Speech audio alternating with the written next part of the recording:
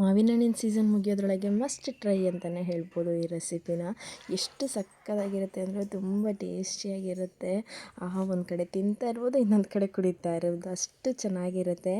ಇದಕ್ಕೆ ಫಸ್ಟಿಗೆ ಸಬ್ಬಕ್ಕಿನ ಬೇಯಿಸ್ಕೊಳ್ತಾ ಇದ್ದೀನಿ. ಒಂದು ಕಡೆ ಸಬ್ಬಕ್ಕಿ ಬೇಯ್ತಾ ಇದೆ, ಇಲ್ಲಿ ಮಾವಿನ ಹಣ್ಣು ಕೂಡ ತೊಗೊಂಡಿದ್ದೀನಿ 2. ಹಾಗೆ ಇದಕ್ಕೆ ನಾನಿಲ್ಲಿ ಕಾಯಿ ತೊಗೊಂಡು ಕಾಯೆಲ್ಲ ಮಾಡ್ಕೋಬೇಕು. ಹಾಗಾಗಿ ಕಾಯಿನ ತುರಿದು ನಾನು ಅದಕ್ಕೆ ಬೇಕು ಅಂದರೆ ಏಲಕ್ಕಿ ಆ್ಯಡ್ ಮಾಡ್ಕೋಬೋದು, ಇಲ್ಲಾಂದರೆ ಸ್ಕಿಪ್ ಮಾಡ್ಕೋಬೋದು. ನಾನಿಲ್ಲಿ ಕಾಯಿ ತೊಗೊಂಡು ಒಂದು ಲೋಟ ನೀರು ಹಾಕಿಬಿಟ್ಟು ಅದನ್ನು ಚೆನ್ನಾಗಿ ಮಿಕ್ಸಿ ಮಾಡಿಕೊಂಡು ಗಟ್ಟಿಯಾಗಿರೋ ಹಾಲನ್ನೇ ತೊಗೊಂಡಿದ್ದೀನಿ. ಹಾಗೆ ಇಲ್ಲಿ ಮಾವಿನ ಹಣ್ಣನ್ನ ತೊಗೊಂಡು ಅದನ್ನು ಕೂಡ ಮಿಕ್ಸಿ ಮಾಡಿಕೊಂಡು ಇದಕ್ಕೆ ಆ್ಯಡ್ ಮಾಡ್ಕೊಳ್ತಾ ಇದ್ದೀನಿ, ಹಾಲಿಗೆ ಆ್ಯಡ್ ಮಾಡಿಕೊಂಡು.